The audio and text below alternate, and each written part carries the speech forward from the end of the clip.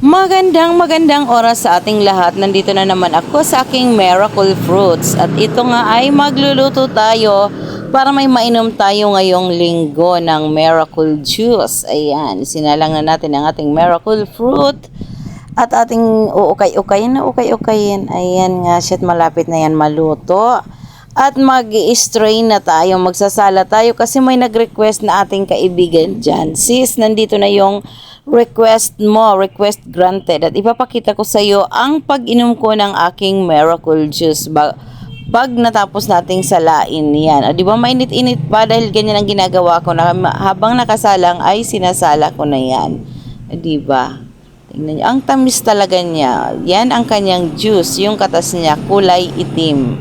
Parang red wine na yan pag lumamig. Prepare din siya na ilagay lang sa ref. Mas masarap siyang inumin kung gusto nyo pag malamig. At ito na nga, magsasalin tayo sa baso, sis. Para makita mo ang pag-inom ko sa aking Miracle Juice under the Miracle Tree. Diba? Dito ko yan iinumin sa ilalim ng aking Miracle Fruit. Ayan, sis, request granted, ang tamis niya. Yan ang kape ko ngayong umaga, hindi na ako nagtimpla pa ng another mga kape.